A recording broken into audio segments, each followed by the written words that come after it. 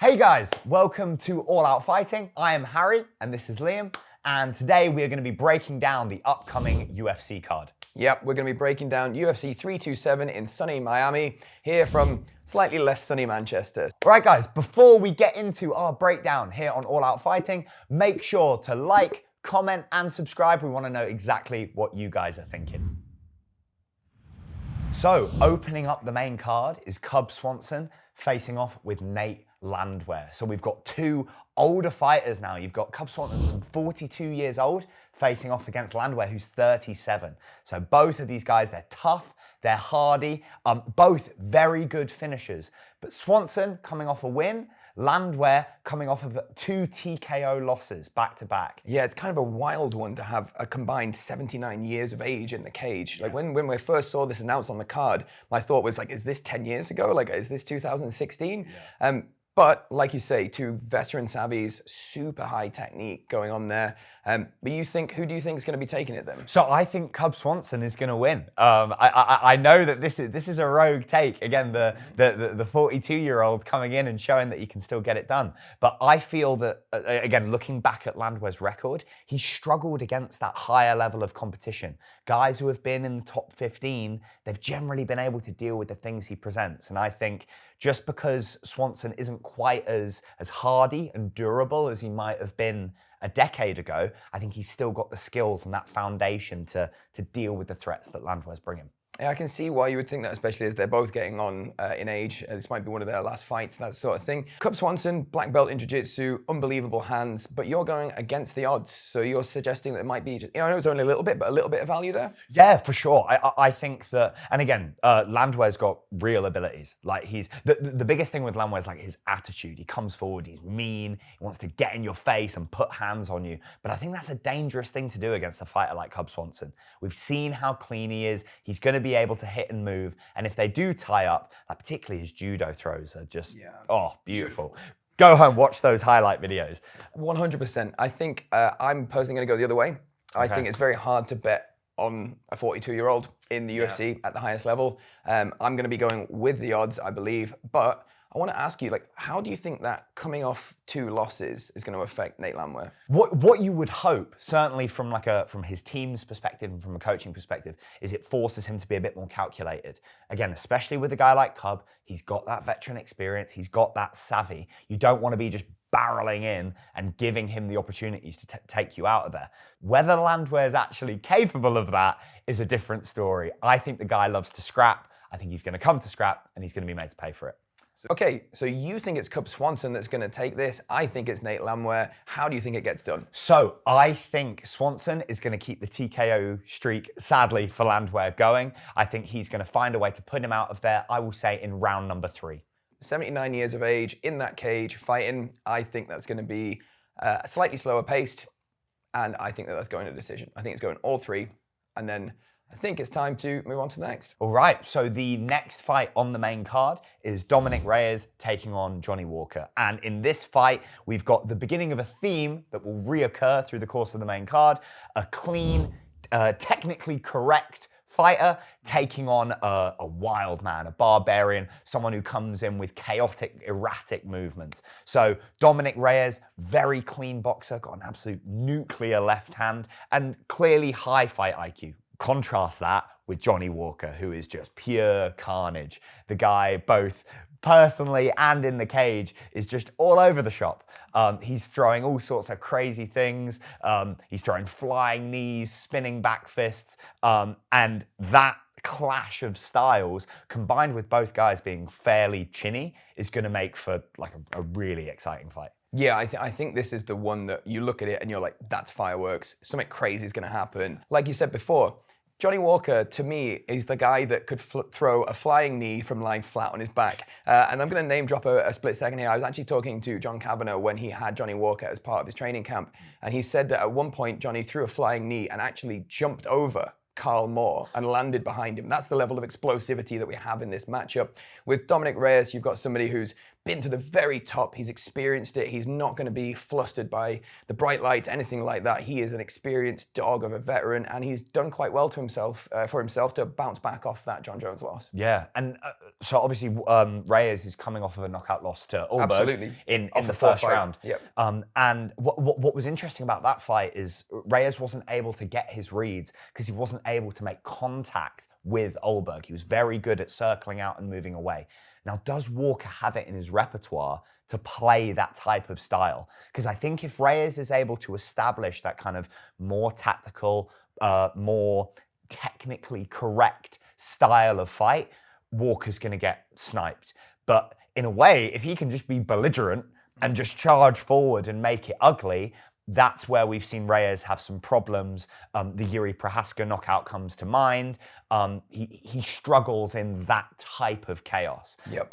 With that said, I'm going to predict that Dominick Reyes wins by decision. Okay. I feel that he will be able. Decision? I think so. I think he's going to struggle to commit, I think, to knock Walker out, because in order to do that, he's going to have to put himself in the firing line.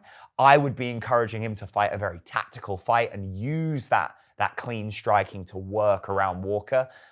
If he stands and trades with him, I think it's going to be dangerous. What I'm going to pick here is I'm going to go 2 and then 1. So I'm going to pick, if it ends in the first, that it's Johnny Walker by chaos. Something wild, maybe sort of fourth minute flying knee or a 4th minute spinning elbow, something crazy. My heart actually sees this fight going to a knockout by Dominick Reyes in the 2nd round. And if I had to put money on it, then I would be going knockout, 2nd round, Dominick Reyes. Okay. The chin just doesn't hold up for Johnny Walker. There you go. So next we have Curtis Blaydes fighting Joshua Hockett. And this is, in my opinion, the fight that has the largest gulf between so many different variables. Like, this makes it not only incredibly hard to predict, but actually almost impossible, because we have Josh Hockett, 2 first-round finishes, 2 fights in the UFC, 6 minutes of cage time, and we have Curtis Blaydes. We have 19 fights in the UFC. We have a veteran of experience here, but also Curtis Blaydes outweighs him by 40 pounds. So we've got strength and size versus speed and youth. And this is going to be an explosive matchup here in the heavyweight division. And I can't help but think, with Curtis Blaydes' wrestling background and his ground and pound, that's his way to win. And with Josh Hockett, it's the speed, it's the, like, you don't know anything about me, you don't know how much I've progressed, I'm 8-0, who am I? You don't know. How do you prepare for that? What do you think? Yeah, 100%. I totally agree. I think Hockett has had some really great experience. He's got a mixture of knockout and submission wins, coming over from LFA to Contender Series and then the UFC. 100%. But if he's going to be able to implement any of those finishing abilities, I think it needs to be early. He needs to take Blaydes by surprise. He cannot allow Blaydes to get that momentum going, because especially, like you say, Liam, once they engage in that wrestling game, there's very few guys who can compete with Curtis Blaydes in that department. So yeah, with that said, I think that's going to prove to be a big problem for Hockett. And Blaydes has come across knockout strikers before, people who have rushed him and tried to get him out of there. So I think the veteran savvy is going to pay off, and I think he'll probably grind his way to a unanimous decision win. Just before I make my prediction, I'm actually kind of curious, like, if it's Sunday morning and Curtis has won, or if it's Sunday morning and Josh has won, like, how do you think that happens? If I'm seeing those 2 different results, Hockett will have won by finish. Yep. History being the best predictor, he knocks out or submits everybody. Blaydes, I feel like it's more likely to be a decision, grind his way with that wrestling. This was the hardest one for me to predict out of the whole card. I'm gonna go against veteran experience, and this is actually quite against what I personally would normally go for as a coach, but I think he's gonna try and emulate Tom Aspinall in that quick finish. Do you know what I mean? I think he's gonna take it to him, and I personally, I'm gonna go with Josh. And I'm gonna go with Josh by finish in the first, and I think it's gonna be something like the 6 minutes goes to 9 or 10 minutes. I think that's what's gonna happen. Damn. Yeah, damn. Yeah, Okay, crazy. So we're on to our co-main event already. We are. Okay, so for the co-main event, what we have here is Paulo Costa versus Azamat Murzakanov. Well done. Nailed it. Thank you. Lots of prep. Yeah, okay. So with this fight, this is the largest differentiation of, like, favorite versus underdog on the card. I think the story's been kind of written by the public, and what I want to ask you is that story right? What we're referring to is that ever since Paulo Costa's lost to Israel Adesanya, it's been a pretty rocky road, hasn't it? He's had patchy results, he's had debacles with weight, real inactivity, being booked for fights and then having to cancel. So it feels like Paulo Costa's in a little bit of a strange quagmire right now. And jump in on that if that's okay. Yeah, I couldn't agree more, man. I think this guy has a track record of making sure that he's got a great reason as to why he didn't win his fight. Yeah. Do you know what I mean? I can't help but feel there's an element of self-sabotage there. And you see that in John Jones, where he'd go and party before he had his title fights. Unfortunately, Paulo Costa is not John Jones. And I can't help but think, with such a stern test in front of him, that like that might be something that's like playing a factor in this. You know, when it comes to this highest level, Paulo Costa has faltered a couple of different times. And Azamat, man, holy moly. Well, we need to talk about Azamat because, again, this is a guy who he hasn't really gotten his shine, has he? Like, you know, got a bit of the dad bod going on. You know, he doesn't look like, when you visualize in your brain, destroyer of worlds. Like, this isn't what you imagine. But he is that guy. 100%. Like Azamat is knocking people dead. 100%. And then what it feels to me is that this is Azamat's opportunity to take out a big name. 100%. And that then propels him to the top of the light heavyweight division. 100%. I think that's actually a big story. Like, it's like the underlying story of this whole card is it's kind of like, does the gatekeeper remain the gatekeeper? Or does the sort of new face, the new blood start to take over here? So how do you actually see this going? Because I think that this could be a rough night for Paulo, man. Yeah, I think, I mean, neither prediction's good for Costa. No. I think it is either a violent finish in the first round, where Azamat sparks him quickly. He's shown that he can do that. Or he bludgeons him and finishes him either in the second or the third in a similar sort of gruesome fashion. Azamat has shown that he can knock people out quickly and he can break them down methodically over the course of the rounds. So in either case, it's going to be a TKO win for Azamat Murzakanov. Okay, that's a bold one. I think one of the things that I would be curious about here is, like, are we writing off a world-class fighter that has his chance to shine again at light heavyweight after doing a ton of work to cut to middleweight? I think everybody on the planet knows that Paulo Costa at middleweight was one of the biggest human beings to make that weight class almost ever.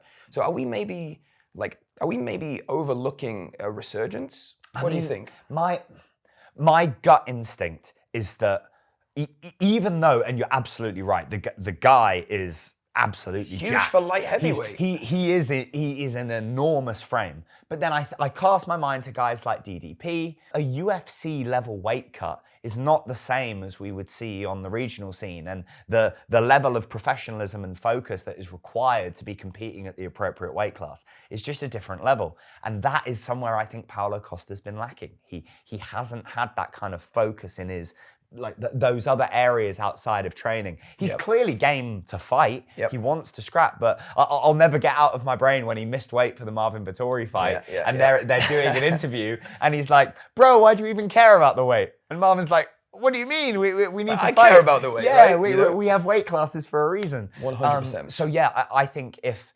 Costa isn't able to find love with that part of the process, he's going to really struggle with the fighting part. Okay, so I'm in agreement. What round and what time? Oh, what time? Go in specific here, because I think that's one thing that here is like we both, I think, are on the same page here. Okay. Let's be more granular. I'm going to be bold. Okay. Azamat is going to get a first round TKO around minute number 4. Okay, that's great. I think it's going to be late in round 2. One thing about Costa, he's always been durable. And at light heavyweight, he might have a bit more of his chin. You know, so I'm going late round 2, but I'm going to agree with you, and I'm going to go with Azamat by KO. Okay. And I think it's KO, not TKO as well. Damn. Yeah, man. I think this is some some violence. You know, I think the odds, they're in the right place. Yeah, I think so as well. And that now brings us to our main event. 100%. So we have Jiří Procházka taking on Carlos Ulberg. Yes, sir. And this is the pinnacle of order versus chaos. 100%. Carlos Ulberg is a clean, crisp striker. He moves around with footwork like a professional boxer. He has the fight IQ to understand distance and range. He can knock you out, but he can also win a decision. But Jiří Procházka that man is the Storm. Like, can that man know how to lose? Yeah. You know what I mean? Like, just a Storm is the right answer there. From every KO highlight that this guy has, it's unorthodox, it's a weird angle, it's a macro movement, it's a big, big, big moment. And you could see that he sleeps people because of such like unpredictable approaches. And the other thing with him is, it's like, in the back of your head, you know that's there. In the third round, in the fourth round, in the fifth round. And if you switch off for a split second, you get switched off. Yes. Yeah, 100%. I mean, again, how do you game plan for a guy like Prochazka? Because on paper, and this is why the betting odds are so interesting, because on paper, it should be quite easy to game from a plan coach's for him. perspective, You're that's like, easy, bro. You're like, oh yeah, he holds his hands super low. He's really herky-jerky with his head movement. He overextends. Takes shots. Takes an awful lot of damage. And yet somehow, he's like a Looney Tunes character. He sort of gets hit with all these shots. He's able to take it, drops the anvil on you. This is interesting because obviously we've seen Carlos Ulberg coming off the knockout of Dominick Reyes. Yes. We've seen him shine and we've seen him earn his spot in the main event. And we were talking about this again before, which is Jiří Procházka would be the guy. He would be the guy. This is like Daniel Cormier, John Jones. The only person that Jiří's lost to in the UFC is Pereira. Yeah. And he's been through some world-class competition. I think that Jiří Procházka can sometimes be a bit criminally underrated. And I think the chaos that we see there is calculated. And I'm also maybe coming from a place of just, I love the samurai. I love the sitting in the forest. I love the storyline of it. Like I could just consume that storyline all day because you kind of want the consummate martial artist, the guy who takes the art in martial art and brings it to the cage in this day and age. Kind of feel like that would be so poetic. It's funny talking about that. I saw a video of him doing sprints where he was holding his breath. Yeah, like this guy does the craziest stuff. Why? Yeah, exactly. Like, what could be the benefit of this? I have seen a very different kind of preparation from Carlos Ulberg. Carlos Ulberg looks in great shape. He's looking very clean and precise. The thing that really impressed me about the Dominick Reyes performance was how he just never let Reyes touch him. And I think for Jiří, that could be a big, big problem. If he's not able to make contact, even Reyes ended up overextended. Yes, so Jiří's gonna be falling over himself if he can't touch Ulberg, and that's gonna leave him really exposed. And that's why I'm predicting that either in round 1 or round 2, it's gonna be a savage KO for Carlos Ulberg. We know Jiří can go the distance. We know that he has that ability to finish. And it just seems like if Jiří's tired, he's happy, because you're probably tired as well. Yes. And he thrives in that. So is there a question of Carlos Ulberg's cardio? What do you think? For sure. The guy has not yet fought 5 rounds, and 5-round pro MMA fights are a totally different order of magnitude. Fighting for 25 minutes is hard. So there is a legitimate question of if Ulberg can maintain that. The honest truth, though, is I think the guy hits so hard and he's so crisp that, particularly against this opponent, I don't think it's going to go that long. Either he is going to catch Jiří with the clean shots, or if Jiří is able to survive, he'll catch Ulberg right back. 100%. I think, first of all, it's light heavyweight. Anything can happen. The hardest sport in the world to predict. That's why we love it. But if it was rounds 4 and 5 and you said there was a stoppage, I'd actually think that might be Jiří. I actually think it would, but I don't think it's getting there either. No. Do you know what I mean? I think as a coach, I wouldn't be able to look other coaches in the eye if I pick chaos over technique. And Carlos Ulberg represents to me the Venn diagram of power, technique, IQ, precision, everything that you want to see. And when you get to the highest possible level of any sport, it's got to be done right. So I'm picking Carlos Ulberg by late 3rd round KO because I just think Jiří's going to be hard to get out of there. I think the damage that Jiří's taken over his time is going to play a part.